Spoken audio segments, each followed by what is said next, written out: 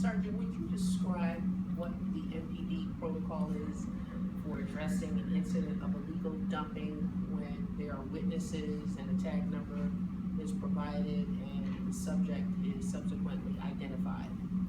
Just walk us through that process very briefly. We would have to basically apply for a warrant with the OAG's office.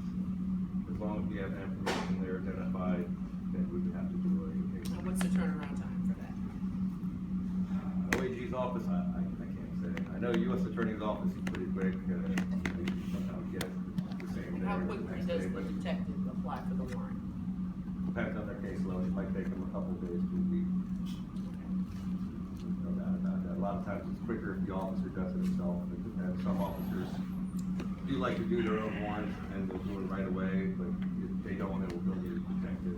It takes a couple of days to put the case and get it signed. We've identified a serial number in our community. We have the information, 3 witnesses, tag numbers, and we want this individual brought to justice. Oh, absolutely, and I'll follow through and make sure that's taken care of. Thank you. So you're always, on top. Yes, I have a concern about this. My name is Margaret Carter. I live in the 1600 block of 11th Place Northeast, where those 20 townhouses are, right directly behind the 1600 block of West Virginia Avenue.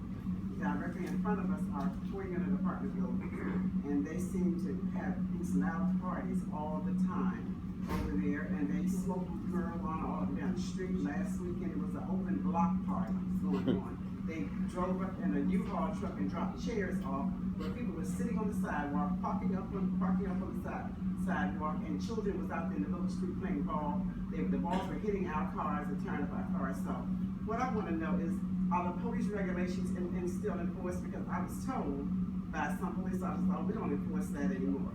So, I'm just saying that Don't enforce the parking up on the sidewalk? Yeah, they were up on the sidewalk, so therefore no one is coming out giving them $250 tickets or anything like that. But if someone comes around to visit us from out of town, my friends will get tickets, but these people don't get tickets or anything. And they're up on the sidewalk. You can see children running around the street. I mean, this happens every Friday, Saturday, and sometimes on Sunday night, because they know that the police officers that work in the daytime that handle that are not going to do anything about it.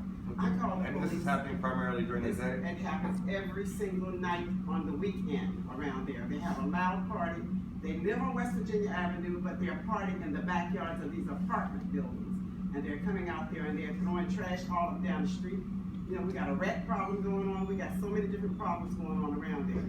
And you were saying something about marijuana. You can smell that stuff all up down the block. And the stuff is seeping into our homes. We can smell this stuff.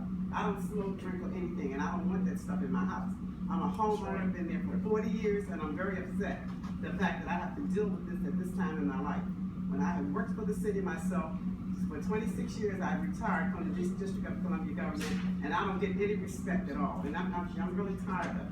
And not only am I tired of it, there's other members here, a couple of other neighbors here as well. Some of them are afraid to come out and speak up because they're older people. They've been there like for 39, 40 years. No, I agree. As a city resident myself, I mean, unfortunately, when I'm walking my dog, I smell it. A lot of times it is just coming from the people's houses because they have the windows open. But well, right after I called the police last weekend, Monday morning, my car was broken too. Okay, so somebody probably said, oh, well, we know who's making the complaint. I don't have a problem making a complaint. I don't have a problem. I'm not afraid of anybody around here.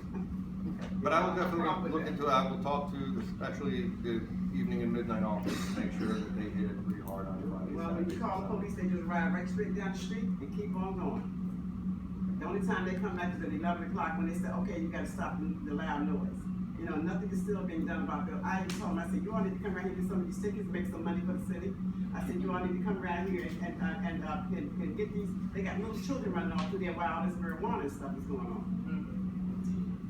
I will definitely make sure it gets addressed. On that, since you said this child, can you call child protective for that? Is that a form of child abuse? I mean, everybody's parenting skills are different. Yeah, unfortunately, they don't look at it that way.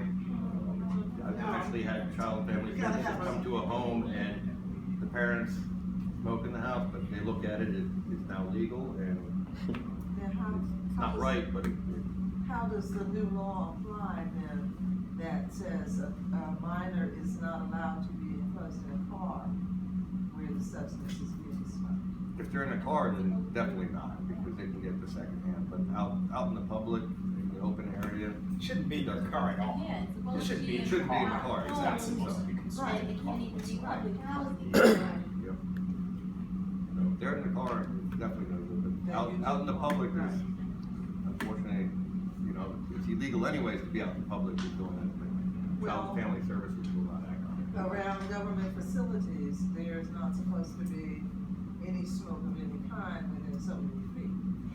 That I'm sure does also apply with recreation centers, and that's not being monitored. The staff at the recreation centers, a lot of them feel, I guess, or they seem inadequate to, have the law abided by on their premises. Some just feel helpless, you know, and it's not good. That is a government facility. You're going there for recreational purposes, but you've got to walk in and out with them standing right there on the stairs. I mean, unfortunately, even the police, we don't have the mechanism to do anything about people smoking within 25 feet of a building entrance, especially of a government building. That has to be through DCRA.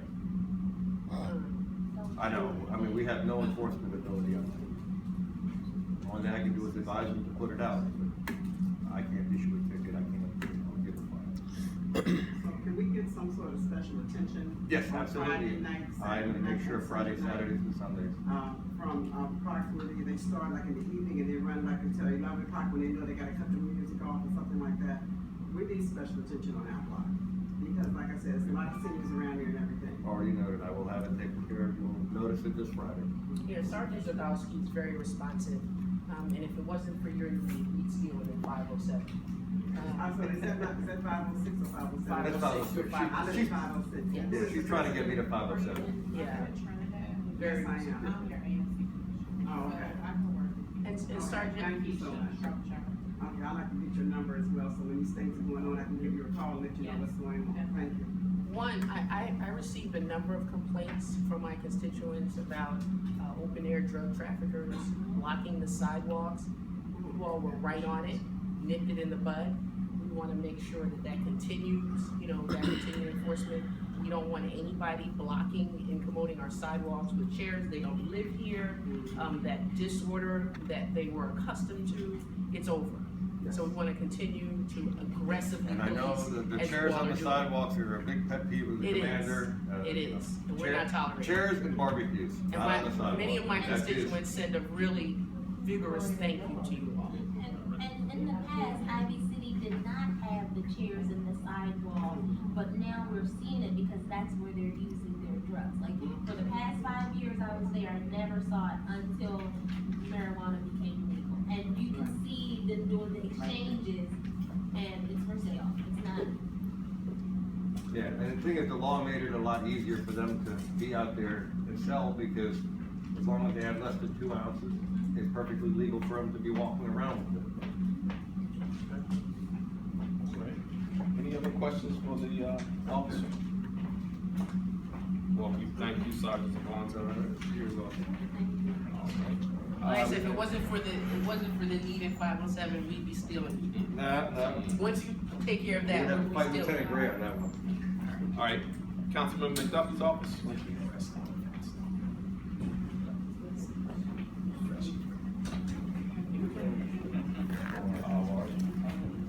Liz?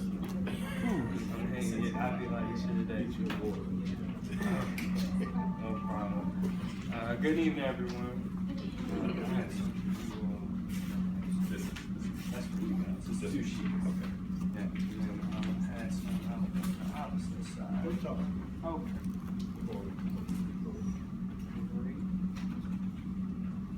Which one am I gonna get? Make sure that's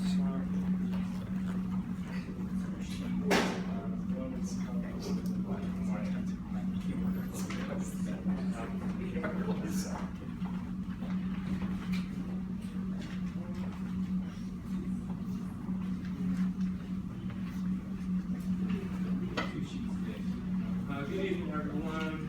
My name is Wesley Dawson. I'm the Constituent Services Coordinator for Councilman McDuffie. Typically, you all have Laisha Doherty, and obviously I'm not Laisha Doherty, but yeah, but I am here in her stead. I do want to come and bring greetings from the council member's office. I'm happy that Sergeant Tabasco was able to answer a number of your questions, but I also want to make sure that you know that myself here at the council office, we're also here to help you as well. So the two items that I handed out, commissioners, let me know if you do not have a copy. There are two items. The first item I'll go over is the color copy. This is our June edition of our newsletter or our community meeting update. And this has some good information moving forward into the summer. I think today and many of the last few days has been a test of how the summer might be in terms of heat. I've had my jacket off a number of times throughout the day, and I'll probably take it off right after I leave here. But as we move forward into the summer, I know that a lot of folks and their children specifically want to use the pools. The pools and the spray parks for the summer will officially be kicking off on the 19th of this month, right after school. The last day of the DCPS school year is Wednesday, tomorrow, and then right after that, immediately next week on the 19th, the pools and things will be opening. So they've been open on the weekends since Memorial Day, but now they'll be open throughout the week. So we do have the Ward 5 pools and spray parks here listed for you. Also, as we move forward into the summer, we have the DC Free Summer Meals Program. If you know a family that is in need of breakfast or lunch, at many of the recreation centers, they do provide breakfast and lunch for your children, as long as you're a DC resident, you can receive lunch and breakfast as well. So the website is there to look at those locations. And then lastly on this page, the cooling centers. Like I said, we've been experiencing a little bit of heat. I think today was kind of a heat wave for me, but we do have cooling centers, and I believe Lionel from the mayor's office may speak about the heat advisories when they go out. But when that is triggered, and that's when we reach above 95 degrees, the DC government, the mayor calls for us to activate the cooling stations throughout the city. And these stations essentially will provide you with a cool place to kind of get yourself adjusted to the weather and any other things that you need during the heat. But I have those there for you as well. The website and the number is there, as well as the council members' contact information. I have my business cards, and I'm happy to give them out. And the last piece before I take any questions is we have our Ward 5 priorities for our budget. As you all know, maybe you do not know, today we took the second vote on the council budget, and we'll be going over a final vote in the coming weeks.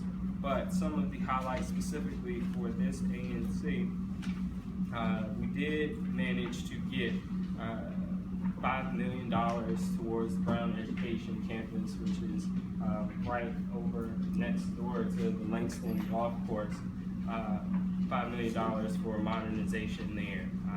So I'm happy that we were able to get that. Brown is doing magnificent things with our kids throughout the city, and I'm happy that they're able to get that money for modernization. But also there are a number of other items in this budget highlight, which I'm happy to go over, but I know in the essence of time, I want to make sure that I answer as many questions as I can before I exit to my next meeting. Yes. Can you tell me what is the status of my request for legislation to make it illegal to actually incommode or block? And I'm glad Mr. Towns you're here, because this is something I would like for you to discuss as well. I met with the council member and the staff to request legislation to actually block, make it illegal to block the sidewalks with lawn chairs. I mean, this is a pervasive problem. You know, my community, it seems like other communities are struggling with this issue. It's unacceptable to have people who are trafficking in drug activity, otherwise disrupting our community, and then to block the sidewalks with lawn chairs. That's unacceptable. And I also requested a amendments, to the Omnibus Alcohol Act. I wanted some updates regarding